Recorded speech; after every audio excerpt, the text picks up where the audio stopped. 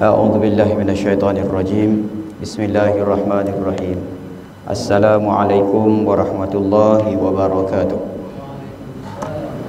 Alhamdulillahi rabbil alamin, wassalatu wassalamu ala asyrafil anbiya'i wal mursalin wa ala alihi wa sahbihi ajma'in.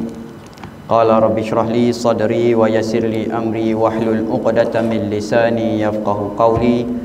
Wala hawla wala quwwata illa billahil aliyyil azim. Wala hawla wala quwwata illa billahil aliyyil azim.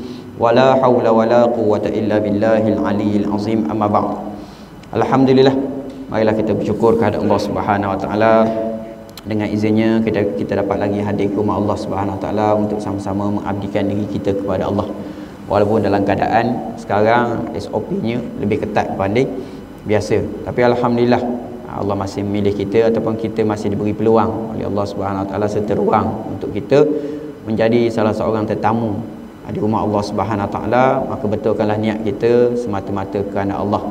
Ala-ala dah dapat menjadi tetamu Allah, biarlah jadi tetamu yang terbaik insya-Allah. Seterusnya marilah sama-sama berselawat ke atas Nabi junjungan Muhammad sallallahu alaihi wasallam. Mudah-mudahan kita diberi kekuatan untuk menjadi umat Nabi Muhammad sallallahu alaihi wasallam yang terbaik. Baik, seterusnya rasa syukur kita panjatkan kepada Allah Subhanahu wa taala. Allah izinkan kita bersua kembali untuk meneruskan perbahasan kitab Matan Arba'in ataupun hadis 40. Sedar tak sedar kita dah masuk hadis yang ke-35 hadis yang ke-35. Bismillahirrahmanirrahim. An Abi Hurairah radhiyallahu anhu qala qala Rasulullah sallallahu alaihi wasallam la tahasadu wa la tanajashu wa la tabaghadu wa la tadabaru wa la bai'a ba'dukum ala bai'i ba'd wa kunu ibadallah ikhwana al muslim akhul muslim la yadhlimuhu wa la yahdhuluhu wa la yakdhibuhu wa la yahqiruhu. At-taqwa hahuna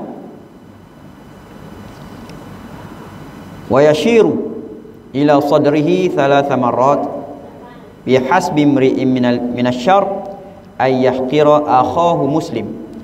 Kull muslim 'alal muslim haramun damuhu wa maluhu wa irduhu. Rawahu Muslim atau kama qala. Terjemahannya daripada Nabi kita Muhammad sallallahu alaihi wasallam, bahwasanya daripada Abi Hurairah radhiyallahu anhu berkata, Rasulullah sallallahu alaihi wasallam kita pernah bersabda, la tahasadu. La tahasadu maknanya la tahasadu, janganlah kamu saling dengki mendengki. Ini benda dalam masyarakat kita ni, rapat dengan kehidupan kita. La tahasadu, janganlah dengki mendengki. Ada dalam hadis rupanya cerita larangan jangan dengki mendengki. Ini nanti kita huraikan. Kemudian wala tanajashu, jangan membalas dendam. Ada yang kata jangan menipu. Ada yang terjemahkan jangan berdendam. Ada yang terjemah jangan menipu. Kemudian wala tabaghadu. Tabaghadu ni jangan marah. Jangan saling asyik nak marah je. Nak marah je. La tabaghadu. Marah pun tak dibenarkan juga dalam Islam punya. Asyik nak marah je. Kemudian wala tadabaru. Tadabaru ni ada yang menterjemahkan memutuskan hubungan silaturahim, ataupun ada yang menterjemahkan tadabaru ni janganlah kamu pulau memulau. Ya, nak memutuskan hubungan tu, biar orang tu duduk seorang, molek orang tu datang kita lari, kita nak pulau ke dia kan. Kemudian wala bai'a, ni satu lagi, wala bai'a, janganlah kamu bai'a menjual ataupun menjual ba'dukum ala bai'i akhihi ala bai'i ba'd. Kamu menjual sesuatu yang telah dijual kepada orang lain. Ataupun ada terjemah janganlah kamu membeli apa yang telah dibeli oleh orang lain. Gitu. Maka wakunu ibadallah ikhwana, maka jadilah kamu hamba kepada Allah Subhanahu Wa Taala yang ikhwana, saling bersaudara. Bila sebut saling bersaudara, kita teringat sahabat-sahabat kita di Palestin. Mudah-mudahan Allah beri kekuatan, kemenangan kepada mereka. Mudah-mudahan izah Islam itu terzahir di akhir zaman ini, insya-Allah, ya, insya-Allah. Kemudian al-muslim akhu muslim. Ni kita sebut tadi. Orang Islam saudara sesama Islam.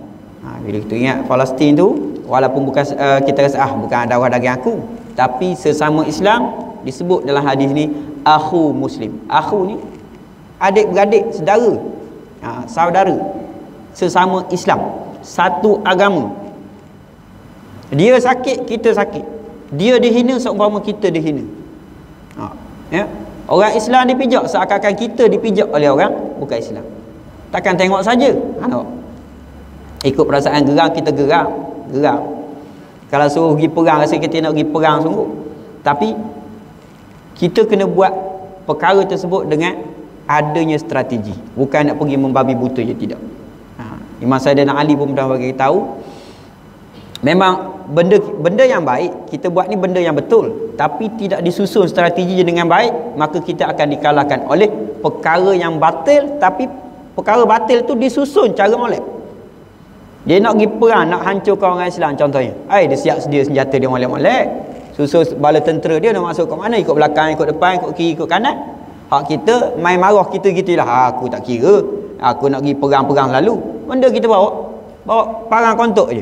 Contohnya, orang dah pakai bedil sekarang ni, orang dah pakai machine gun sekarang ni. Tak ada kita nak angkat parang lagi. Innalillah dah kita. Tu kata kita kena ikut teknologi dan ada sistem. Ada sistem. Dan mesti berorganisasi. Seorang-seorang tak lepas pergi. Tak boleh nak pergi ke mana kita seorang-seorang.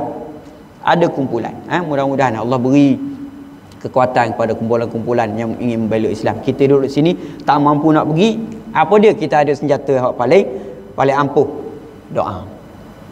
Doa ni silahul mukmin. Doa itu merupakan senjata orang Islam. Mohon kepada Allah, mohon kepada Allah. Kita kata Allah tak makbul pun doa aku. Tak makbul sekarang, mungkin akan datang. Tak makbul sekarang, Allah simpan akhirat.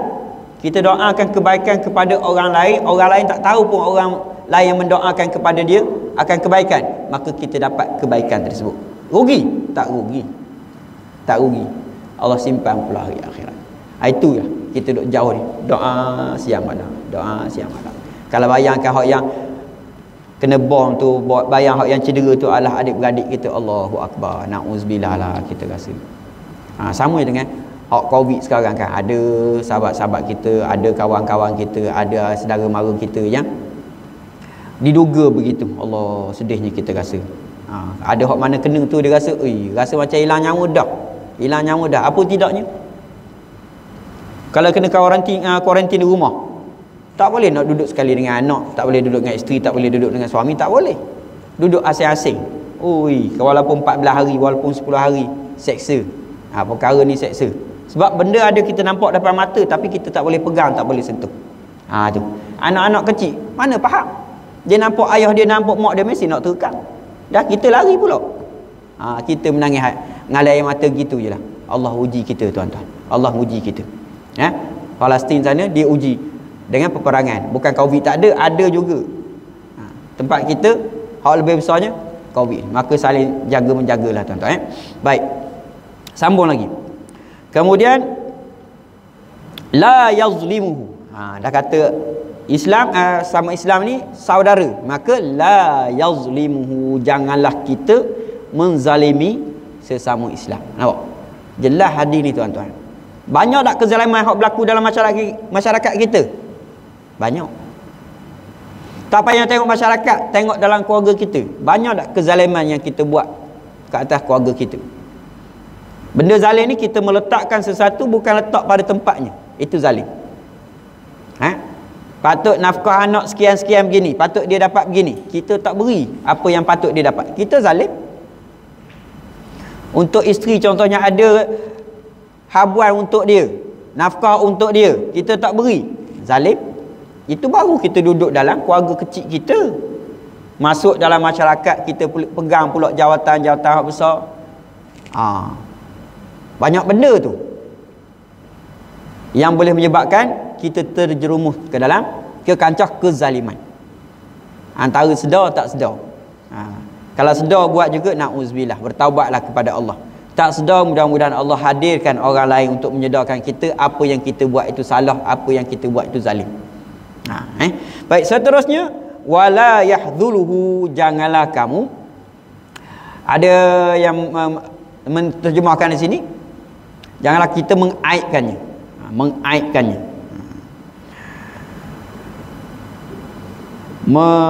Yahdhuluhu ni ialah menghina, kita mengaibkan dia, menjatuhkan maruah dia. Itu dia. Bila sebut dia orang Islam, kita orang Islam, maka benda-benda gitu tak layak untuk mereka, dan kita tak patut lakukan perkara tersebut ke atas saudara kita sama Islam. Jahat-jahat orang Islam, dia adalah Islam, dia masih lagi mengucap asyhadu an la ilaha illallah wa asyhadu anna muhammadar rasulullah, dia saudara kita. Baik-baik orang bukan Islam, dia agama lain, tuan-tuan, dia agama lain. Bukan kata Islam tak membenarkan kita berbaik dengan agama lain, tak, baiklah, baik. Cuma kita sebut sesama Islam kita tadi, jangan sampai putusnya saudara, jangan sampai kita menghina saudara kita sendiri, jangan sampai kita menzalimi saudara kita sendiri. Hatta binatang sendiri pun kan tidak dibenarkan kita menzalimi binatang. Sengaja tiba-tiba nak bakar sarang kerengga, sengaja nak bakar sarang tebuan, sengaja nak bakar sarang semut dengan sengaja, tidak. Kalau nampak, kita elakkan. Contoh nak bakar sampah tak? Bakar sampah tu, ini rumah semut. Semut gatal kan, dia ada, kita nampak dia ada lubang tu, kat luar lubang tu dia ada debu-debu halus tu. Ni tahu ni sarang semut gatal lah ni, atau sarang binatang lah ni. Maka jangan buat unggun api atas itu. Buat tempat lain. Yang tak nampak tu lain kira lah. Ini yang nampak depan mata, lantak dia lah, siapa suruh buat sarang sini. Gitu pula dah. Kita salah ke dia pula dah. Bukan kita salahkan diri kita tak berapa cerdik. Nampak? Tara binatang pun kita tidak dibenarkan menzaliminya. Sebagai contoh kisah kaum Nabi Soleh kan, kaum Nabi Soleh. Ada Allah sebut dalam Quran tu. Kaum Nabi Soleh diuji dengan seekor unta yang keluar dari celah gunung tu, celah bukit tu, keluarnya unta. Keluar unta, mula Nabi Soleh bagi tahu kepada kaumnya, jaga unta ni. Jaga unta ni, bagi makan, bagi minum, jangan bagi dia mati. Pada ketika itu, zaman tu atau musim tu, musim kemarau, air tak cukup. Maka itu yang disebut tu, Nabi Soleh suruh jaga makan minum unta ni. Kita sedang diuji oleh Allah Subhanahu Wa Taala dengan seekor unta ni. Maka buatlah MOU sama-sama sendiri tu, sebab air tak cukup. Maka buat mesyuarat, putuskan dah. Okey, hari Isnin air untuk manusia je. Hari Selasa contohnya untuk binatang ternakan je, bagi minum mereka. Hari Rabu manusia pula, ataupun hari Rabu bagi tanaman pula contohnya. Hari Khamis manusia pula, hari Jumaat binatang pula, hari Sabtu tanaman pula. Begitu. Sebab air tak cukup, maka kena catu. Dah buat giliran begitu. Tapi di kalangan kaum Nabi Soleh ni ada otai dia tu, dia tak nak dengar cakap Nabi ni. Kenapa kita nak bela sangat binatang? Baik, kita jaga manusia. Betul lah kita jaga manusia, tapi binatang tu sumber makanan untuk manusia, susu dia sumber minuman untuk manusia. Dan arahan tersebut dah disepakati dalam mesyuarat, dah diputuskan dah langgarnya. Tak beri makan, tak beri minum. Lagi parahnya, sembelih lalu unta yang diuji oleh Allah Subhanahu Wa Taala untuk kaum Nabi Soleh. Maka mereka mendapat balasan daripada Allah Subhanahu Wa Taala. Kita nak sebut tadi cerita tentang kezaliman tu, nampak? Tak beri makan, tak beri minum kepada binatang, satu bentuk kezaliman. Islam melarang perkara tersebut. Sampai begitu, mungkin kita nampak binatang je. Tanaman pun sama, tanam pokok bunga, tanam sayur. Tak sirang-sirang, tak jiruh-jiruh air. Pokok tu nak hidup dia kena air. Dah kita tanam saja, dah hidup biar. Seksa lah member tu. Nak buat makanan macam mana, air tak cukup, matahari dah kuat. Matahari je ada, airnya tak ada. Tak membiak, tak membesar. Semua makhluk yang bernyawa. Maka setiap nyawa ada haknya. Ada hak masing-masing. Maka beri hak mereka. Kalau tak, kita termasuk di kalangan orang yang zalim. Nah, kita nampak binatang besar je kita rasa zalim sangat. Kalau kita ialah toreh badan dia, nampak darah banyak. Lembu, kesian sungguh tengok lembu tu. Zalim tu awak ni. Hak yang kerengga kita tengah tadi pijak sampai lepeh. Kerengga tu kita tak rasa zalim sebab apa? Benda kecil, tak nampak berdarah dia memancuk. Tak. Allah kira nyawa. Setiap benda bernyawa ada haknya. Maka kita dah mengabaikan dah hak tersebut. Kita dah merosakkan apa yang dicipta oleh Allah Subhanahu Wa Taala dengan sengaja, maka hukumnya zalim. Apatah lagi kita ke atas manusia, ke atas kaum kerabat kita lagilah tuan-tuan Baik. Sambung lagi. Wala yakzibuhu, janganlah kita menipu sesama Islam. Bukan kata boleh menipu dengan orang kafir, tidak. Yang Islam ni nama sama-sama Islam, maka jangan menipu. Cakap biar betul. Yang salah cakap salah, yang betul cakap betul. Jangan menipu. Terutamanya dalam timbangan kita menjual lah barang-barang. Kita beratkan dacing, patut benda tak sampai sekilo lagi. Dacing kita berat dah, sampai dah sekilo. Kenapa kita dah curi dari situ? Contohnya 300 gram daripada sekilo. Sepatutnya baru 970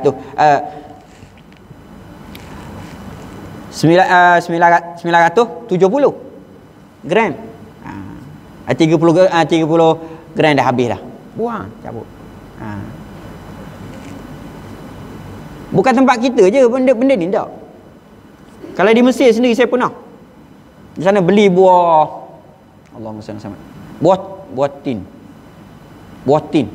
Buah tin. Dia jual main bakul gitu. Jual bakul. Atas berapa lawa ni. Balik rumah beli, ya Allah, bawah tu dah lepeh dah. Kalau lepeh kena empak di barang-barang di atas tu, kita tak kisah sangat. Memang dah busuk, memang tak boleh makan. Allahu akbar. Pada kita dah, ialah kita ingat orang Arab ni, nama Arab orang Islam belaka ni baik belaka. Pada kita tak rupanya mana-mana tempat serupa je, ada baik ada jahat. Memang berjubah molek, ya, orang Arab memang berjubah belaka. Naik basikal berjubah, baiki basikal rosak, ada bengkel basikal berjubah. Kita hok pergi masjid berjubah. Ada sana memang berjubah. Jual buah di tepi jalan lagi lah berjubah kepiah. Molek lah siap pada ni berserban. Kita yakin sangat lah orang bagus orang ni. Habis gitu je, kena tipu je. Benda tu dah lama dah Allah Nabi larang perkara tu. Jangan buat perkara tersebut. Kita menipu dalam jual beli. Tu tipu, bukan timbangan. Timbangan dah sama dah, molek dah. Nak dikira bakul. Sebakul lah, pernah sebakul tu harga sekian-sekian. Kita beli bakul tu. Hak bawah tipu. Na'udzubillah, minta jauh. Jangan buat perkara tersebut. Kemudian wala yahkiruhu, janganlah kita menghina. Janganlah kita menghina sesama Islam. Menghina.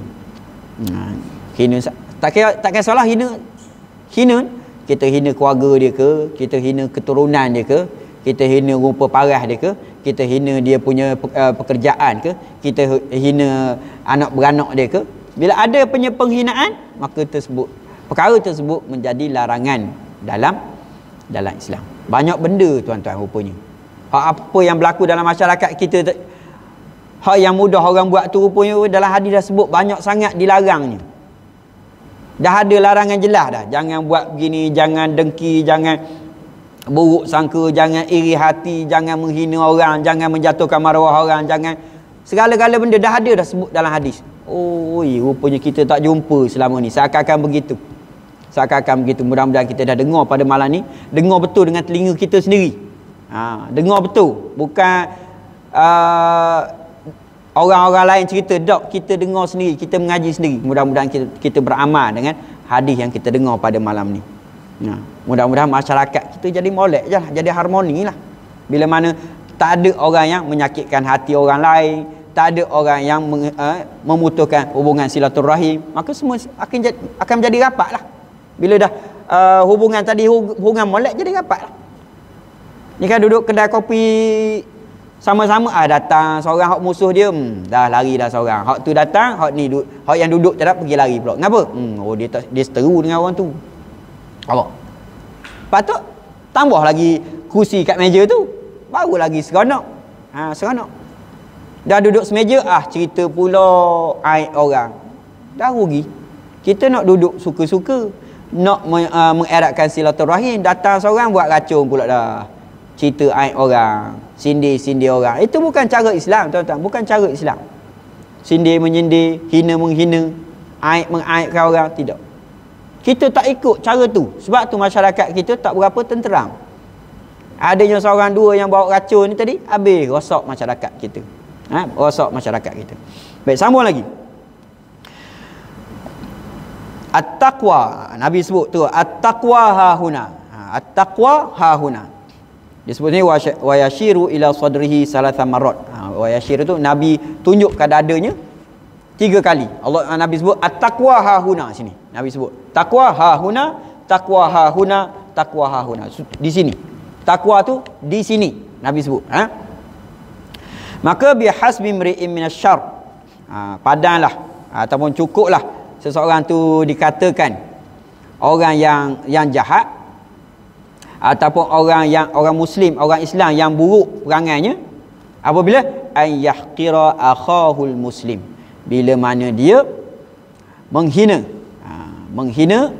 muslim yang lain, ataupun dia mengatakan perkara yang tak molek ke atas muslim yang lain, maka kita buat je begitu. Disebut dalam hadis ni tadi, boleh dikatakan orang muslim itu perangainya buruk. Dalam hadis dah sebut dah. Kita hina je orang lain, awak ni tak termasuk di kalangan orang muslim yang baik lah.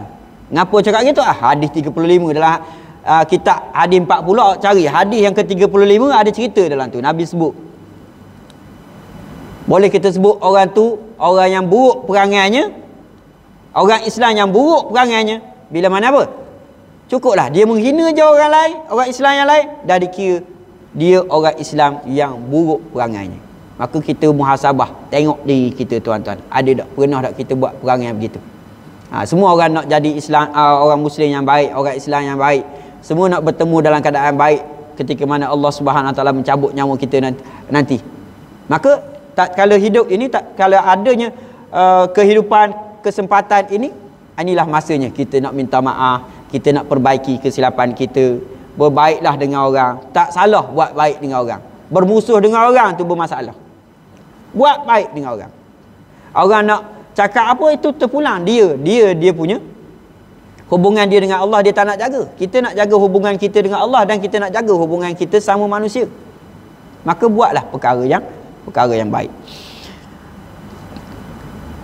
Kullul muslim, setiap orang Islam itu alal muslim, ke atas muslim yang lain, ke atas orang Islam yang lain, haramun, adanya tegahan, ataupun disebutnya haram ke atas diri mereka. Apa dia? Damuhu, yang pertama disebut.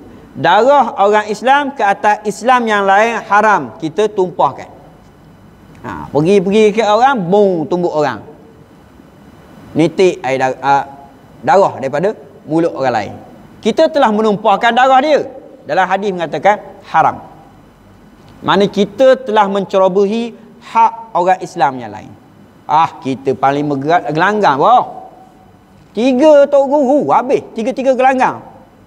Pantang cabar kita, sepak orang tu, sepak orang ni, terajar orang tu, terajar orang ni, tampar orang tu, tampar orang ni. Sampai darah, puas hati aku. Nak sangat, dia tak kenal aku siapa.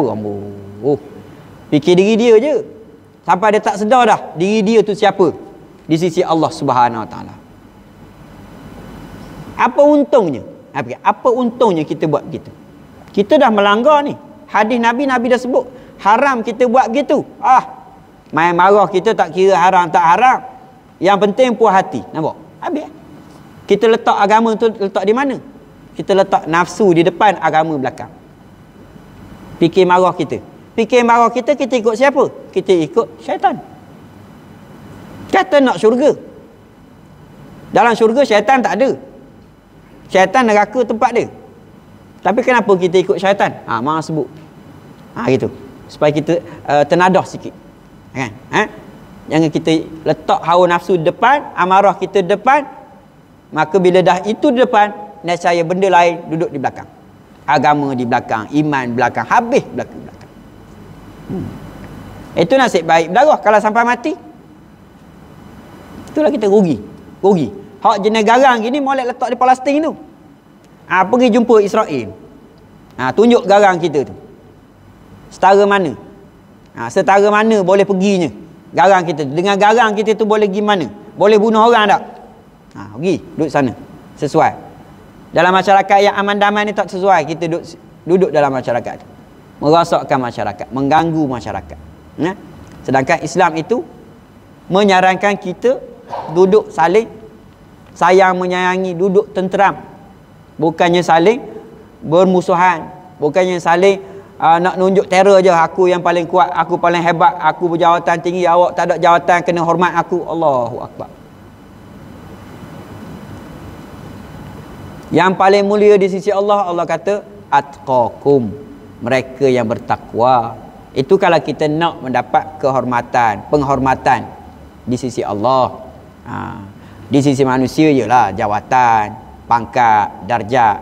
Tapi adakah dengan darjat, dengan pangkat, dengan kemewahan, dengan kedudukan itu layak untuk kita menzalimi orang lain? Kalau kita nak zalim, dah melanggar hadis ni tadi. Adakah kita nak menghina orang lain? Melanggar juga hadis ni tadi. Adakah kita nak menjatuhkan orang lain? Langgar juga hadis ni tadi. Nampak? Hadis ni tadi memang, hadis yang kita baca ni memang kena sangat dalam masyarakat kita.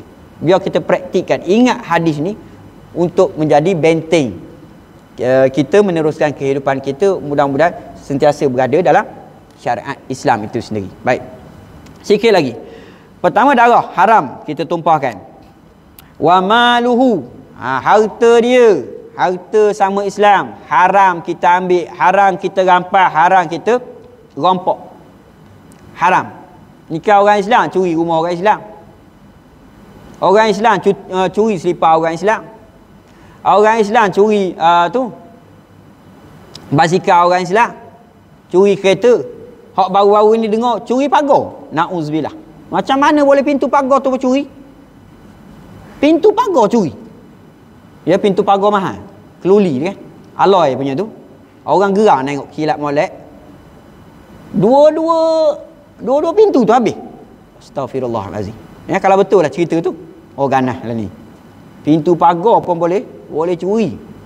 Walaupun zaman kita sekarang CCTV berlambak benda, tak kira CCTV tak CCTV.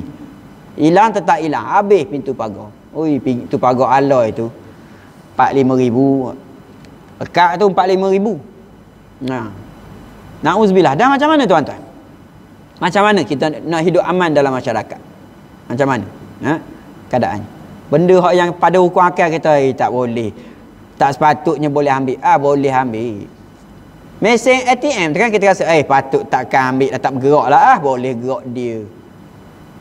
Duit dalam bank tak boleh dirompak orang. Boleh. Tak ada benda. Yang tak boleh nuesok. Bila dibalas dalam api neraka, nak tebuk pakai apa? Nak keluar daripada api neraka, buatlah. Takkan keluar. Rasa ada kita dah sebut tu cerita kisah Abu Lahab tu kan. Bukan Abu Lahab, Abu Jahal. Yang dia kata dia nak panjat neraka tu. Panjat, dia nak keluar. Nak bergaduh pula dengan malaikat hak dari luar tu. Kalau kita rasa nak jadi macam dia, boleh lah. Geng Abu Jahal. Abu Jahal kata, tak apa. Aku tentera aku ramai, panglima aku ramai, masuk neraka ramai-ramai, kita orang panjat je neraka tu. Lepas tu buka pintu neraka tu, ada malaikat kat luar, kita orang bergaduh pula. Satu malaikat kepung oleh 100 tentera. Panglima tentera, dia kata bukan tentera biasa, panglima. Gaduhlah dengan malaikat. Itu cakap Abu Jahal. Abu Jahal tu gelaran lah, nama dia bukan Abu Jahal. Abu tu bapak, Jahal tu jahil. Jahil ataupun dalam bahasa kita bodoh lah, bodoh dari segi agama. Dia cakap ikut sedak je, dia tak fikir lah. Orang je dah gitu kan. Baik, sambung lagi. Harta orang kita tak boleh ambil, kita tak boleh rompok, tak boleh buat sewenang-wenangnya. Mesti minta izin kalau nak. Kalau orang bagi baru ambil, orang tak bagi jangan marah ke orang. Allah, orang nak minta sikit tak bagi, buang belang je kot. Dah hak orang. Mungkin dia simpan untuk anak dia dari Sarawak nak balik. Contohnya. Buang pelaipa itu je ada 3 biji. Anak dia ada 3 orang. Orang tak bagi, tak apalah. Sekurang-kurangnya kita tak buat benda yang haram. Tak apa, tak bagi malah sekarang aku ambil. Habis. Pelaipa jadi satu cerita. Beli je lah kat kedai, cari orang lain. Ya. Cari. Hak orang mesti minta. Kecuali lah pokok tu memang hidup sendiri. Hidup sendiri.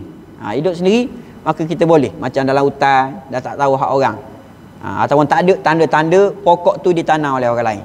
Tapi kalau ada tanda-tanda, contoh dalam hutan tu ada pagar orang buat.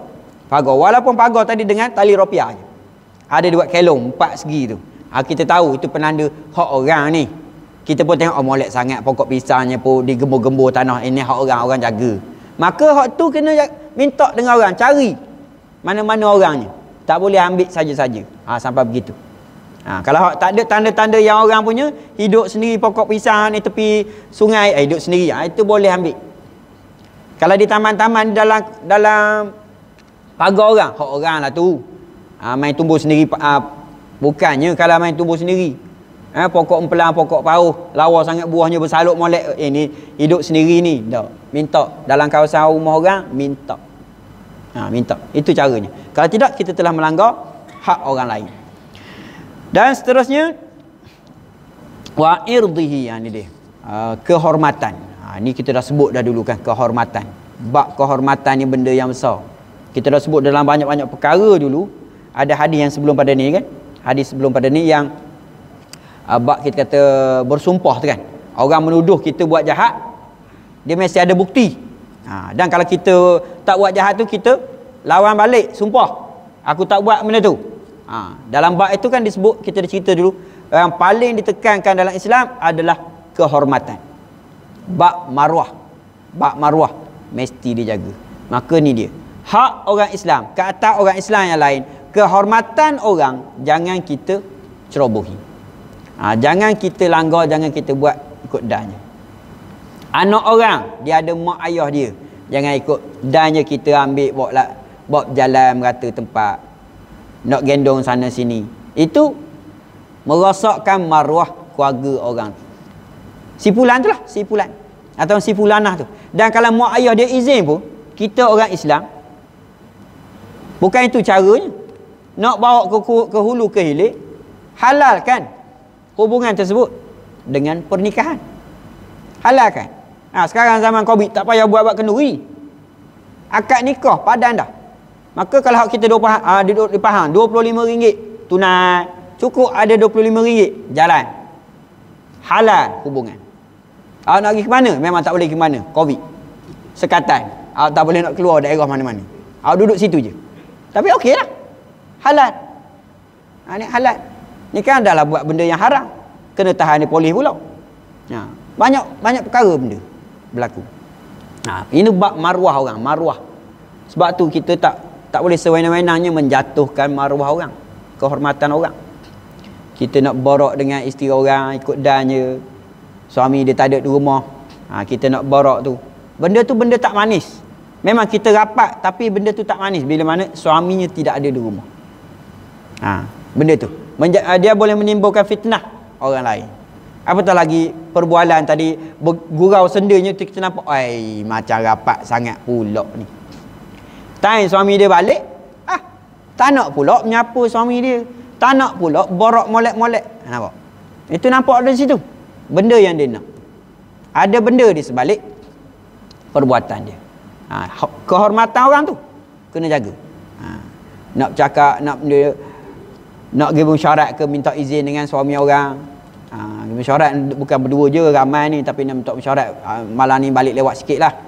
Lewat sikit. Tak apa, saya hantar dia balik ke rumah. Kereta asing-asing, bukan naik dengan saya. Gitu. Yang bukan kita ikut redah je. Hak orang kena ambil izin dari walinya dulu. Isteri wali dia, suami. Apa-apa jadi suami yang bertanggungjawab. Anak wali dia ayah. Ayah. Tak ada apa. Mak dia bagi. Mak bukan wali pada anak tu. Ayah dia. Minta dengan ayah. Dengan ayah memang confirm tak dapat lah. Nampak? Dengan mak boleh. Kecek dengan mak bagi kita keluar. Tapi kalau minta dengan ayah, ayah memang tak bagi. Nampak? Langgar. Anak keluar juga. Sebab apa? Mak bagi. Ayah tak bagi. Mak bagi. Mak dosa. Dua dosa. Biar anak buat benda yang tak molek. Yang kedua, dia membelakangkan wali. Membelakangkan tu dia. Ketua keluarga. Ayah dia. Ayah tak ada di rumah. Telefon. Benda masalah sangat. Telefon. Telefon ayah kata, aku nak tengok orangnya, budaknya mana? Video call tengok tuan ada. Itu. Kalau itu aku kenal budak tu. Sekian. Bab maruah ni kena jaga dalam Islam. Mana kalau kita ikut betul hadis tadi atau apa-apa yang sebelum pada ni kita cerita, adanya kesan positif yang kita akan nampak dalam masyarakat kita. Akan nampak benda-benda yang baik timbul dalam masyarakat kita. Jika kita menjaga adab-adab, kita menjaga tata susila yang telah digariskan dalam Islam. Ada benda tu rupanya. Bukan budaya yang kita buat ni sebagai budaya orang Timur. Ini budaya orang Timur ni, budaya orang Melayu memang gini adab dia. Tak. Ini bukan budaya orang Melayu, bukan. Budaya Islam. Pakai begini, bersopan begini, pakaian Islam. Pakaian orang Melayu kita tengok orang dulu-dulu. Orang dulu-dulu baju kebaya ketat.